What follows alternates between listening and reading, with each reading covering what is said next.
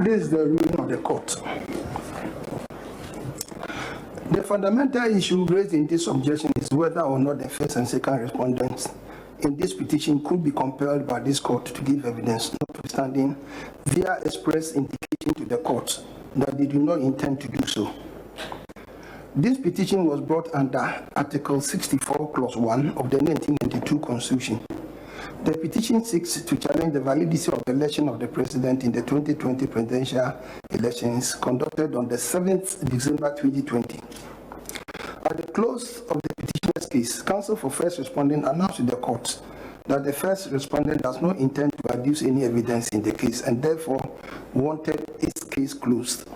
Counsel for second respondent associated himself with the position taken by the first respondent and reiterated that the second respondent would also close his case because he was not adducing any evidence. Both counsel submitted that having regard to the evidence led by the petitioner through his witnesses, they did not deem it necessary to adduce any evidence in the matter. The two counsel relied on Order 36 Rule 4.3 of the High Court Civil Procedure Rule CR 47 and Order 38 Rule 3E Sub Rule 1 and 5 of CR 47 as amended by the High Court Civil Procedure Amendment Rules 2014 CR 87. Learned counsel for the petitioner has opposed the position taken by the respondent and argued that the respondents, especially the first respondent, cannot refuse to adduce evidence in this petition. The grounds upon which counsel for the petitioner opposed the petitioner's decision not to adduce evidence are that they have both elected to adduce, respondent's decision not to adduce evidence are that they have both elected to adduce evidence in that they have filed and served witness statements as ordered by the court. Counsel for the petitioner argued further that the first respondent in particular, besides filing an answer to the petition, has also specifically deposed to an affidavit in opposition to an application to serve interlocutors in which the chairperson indicated the availability for cross-examination. Finally, it was contended by counsel for the petitioner that the first respondent chairperson performs a very important constitutional function and as such must be made to adduce evidence in his petition to account for his stewardship to the people of Ghana.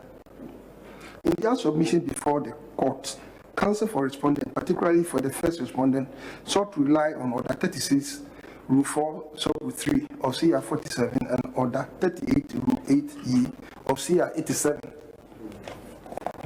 We have carefully examined the above rules and our opinion that the provision that is relevant in the determination of this issue is Order 38, Rule 3E of CI 87, which specifically deals with the use of witness statements in civil trials.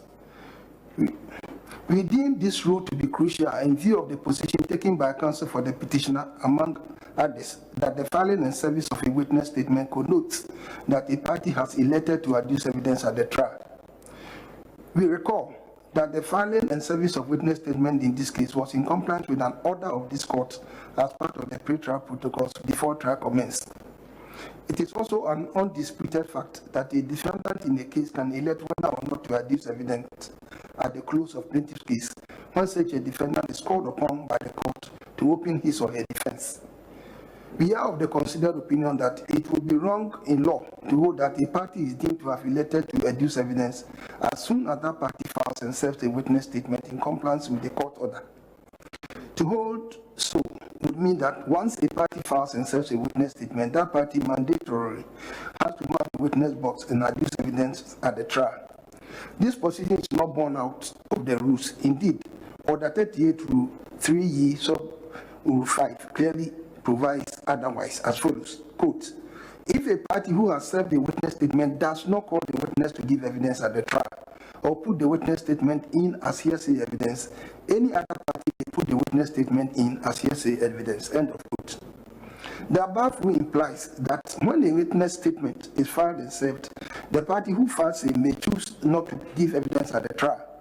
The principle is the same in viva voce evidence, where a party or witness who mounts the witness box testifies in chief and fails to turn up for cross-examination. Such a witness cannot be compelled by the court to appear for cross-examination. He suffers the penalty of the evidence being expunged from the record.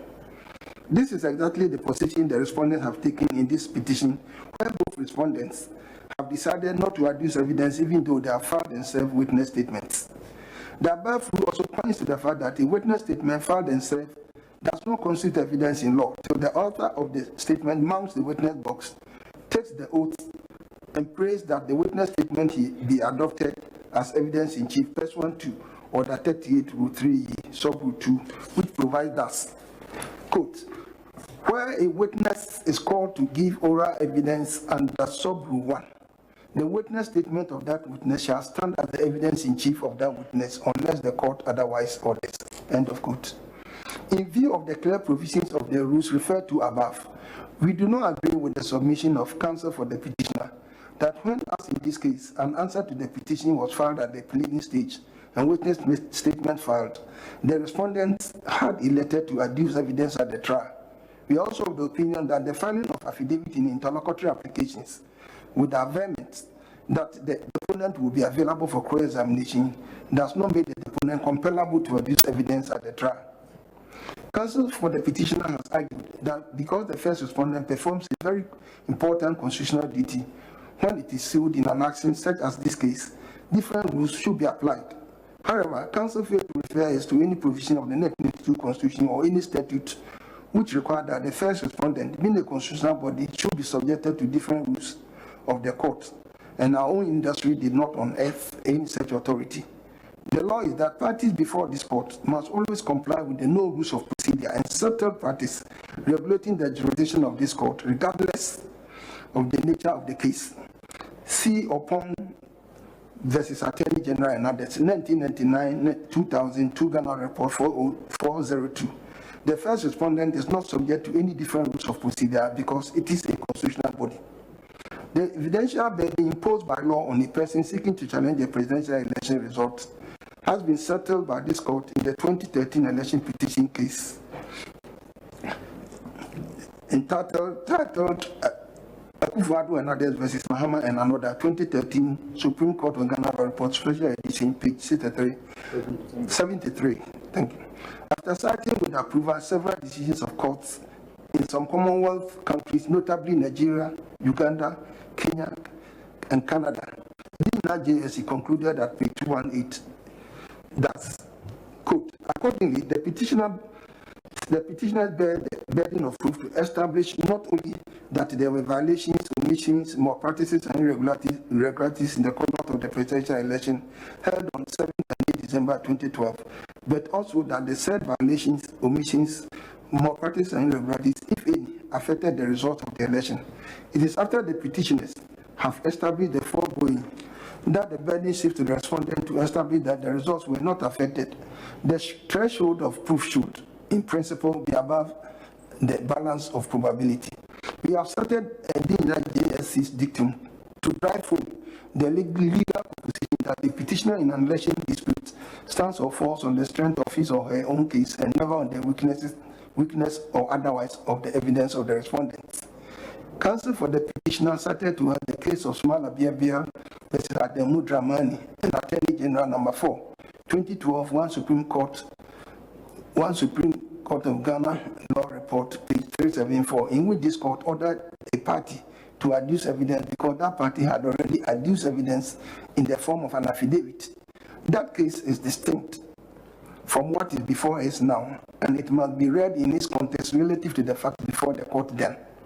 In that case, this court was dealing with the submission of no case in a trial admitting affidavit evidence, unlike the current petition, where this court is dealing with witness statements which are unsworn and are not yet evidence.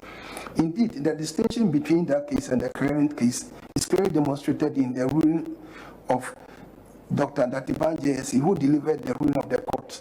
At page 357 of the report, the learned jurist delivered himself as follows, quote, it is the unanimous view of this court that the first defendant, Ademu Dramani, should be called upon to open his defense in the interest of justice. This case does not have the ordinary characteristics of a trial, said the High Court.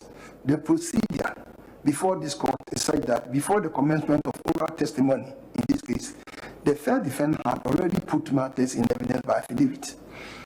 In this circumstance, it is artificial and not sustainable to disregard the evidence already adduced by the affidavit of the first defendant. as if the evidence on record is that of the plaintiff. End of quote. The distinction here is that in the petition before us, the first respondent has not put before us any evidence in the form of an affidavit or otherwise. As already stated, legal counsel for the petitioner only referred us to an affidavit deposed to by the chairperson of the first respondent in opposition to an interlocutory application to serve interlocutors. That affidavit is not evidence in this petition to enable us to compare the first respondent to mount the witness box to be cross-examined. The Smile Abiabe case is clearly distinguishable on the facts and the law. Now, besides the rules referred to in this ruling, we take notice of the well-settled practice that a plaintiff in the case has a right, that a defendant in the case has a right not to adduce evidence after the close of a plaintiff's case. This right, which originates from the common law, has been incorporated into several trials in our jurisdiction through case law and has been applied in several cases in our courts. The general principle of law is that a party cannot be compelled to adduce evidence in a trial. In this direction, we intend to refer to some cases on this principle of law. In Yamecha v. Ansan, 1989-92 Ghana Law Report, page 152, Court of Appeal, J. as it then was delivered at page 155, that's quote, the plaintiff contended that since the first defendant did not give evidence, judgment should have been entered against him. I do not agree. A party to an action need not give evidence himself. That a party to an action needs not give evidence himself. Provided he can adduce evidence of some sort from other sources, the court would have to look at that evidence in considering the totality of the evidence before it. In Baron v. Labi, 1962, one Ghana Report 168, in the practice note, Ole Onuje as he then was delivered himself as follows, quote, a party to a suit is not bound to give evidence, and the court cannot compel him to give evidence if he does not want to. And if a party, having gone to the witness box and sworn or affirmed, elects to give no evidence, his opponent is not obliged to cross-examine him. This procedure, therefore, is not irregular and cannot vitiate the proceedings and the judgment in the case. End of quote. In Tai and another versus FIBA International, 2017-2018, to Supreme Court Ghana Law Report 906 at 919, Former JSC opined as follows, quote, it must be remembered that the fact that a defendant does not appear to contest a case does not mean that the plaintiff will be granted all that he asked for by the court. The rule in several cases is that he who alleges must prove on the balance of probabilities, and the burden is not lightened by the absence of the defendant at the trial. The absence of the defendant will aid the plaintiff only where he introduces sufficient evidence to establish a prima facie case of entitlement to his claim. End of quote. In Ama v. Hydroform Estate Limited, 2013-2014, to Supreme Court of Ghana Law Report 1551 at 1567, which was cited to us by counsel for respondent Benny JSC held as, quote, a court has no duty to call upon any party to testify in the case. The courts act as an umpire and only hears such evidence as the parties will prefer. Whether the parties will testify or not is none of the court business. Indeed, the court to insist that the party should testify will amount to the judge descending into the arena of conflict. After determining the tribal issues, the trial court leaves the field clear for the parties themselves to decide who will testify. We know of no law or rule which entitles a court to call upon a party to testify in the action. If such a law or rule does, we would venture to say that it is inapplicable under legal dispensation. End of quote. Finally, we refer to the case of the Society of Lawyers versus Sir William Otto Jeffrey v. 2000 Queensland Division Commercial Court, which on the facts is similar in terms of procedure with the current case before us, and cited by counsel for the second respondent. In that case, all the witnesses have served their witness statements in accordance with pre-trial directions under the civil procedure rules, but lawyers have decided not to call them to testify at the trial. An application was made to the court for an order requiring the opposing party to call the witnesses at the trial so that the applicant could cross-examine them. Creswell J. held that in civil proceedings, the trial judge had no power to dictate to a litigant what evidence he or she should tender. There was no obligation to call witnesses. It was counsel's duty to decide what evidence was called and the order in which it was called. The instant court had no jurisdiction to make the order sought. The law is therefore settled that a party will not be compelled to enter the witness box and testify in support of his or her case. It is a risk parties who decline to give evidence take, knowing perfectly well that the court will be left with no option but to proceed with the available evidence before it. Counsel for the petitioner has strongly submitted to us that we should not apply the Society of Laws case to the peculiar facts of this petition because the first respondent, being a constitutional body with defined responsibilities, must be brought before this court to be cross-examined as a way of accounting to the people of this country for its stewardship. The Society of Laws case, like this petition, also deals with witnesses who have served witness statements and have decided not to give evidence to be cross-examined. We amended to state that our jurisdiction invoked in this election petition is a limited jurisdiction clearly circumscribed by law. We do not intend to extend our mandate beyond what the law requires of us in such petitions brought under Article 64 Clause 1, challenging the validity of the election of a president. Simply put, we are not convinced and will not yield to the invitation being extended to us by counsel for the petitioner to order the respondent to enter the witness box to be cross-examined. Accordingly, we hereby overrule the objection raised by counsel for the petitioner against the decision of the respondents declining to adduce evidence in this petition. As the court pleases. We are most grateful to the court. And also, we are most grateful. Please, you rise for about 20 minutes. My Lord, yes. Respectfully, before you rise, I think I ought to notify your Lordship that we will now seek your Lordship's permission to reopen our case in order to have a subpoena on the chairperson of the Electoral Commission. Now, my Lords, we know that we can issue a subpoena without leave, but since we have closed our case on the assumption that she would be, so we intend to file a formal motion. Motion. Counsel, it's a court of record, so like you actually pointed out, you come by your form, will be heard. Very well. Yes, but you come back and give directions for the further trial.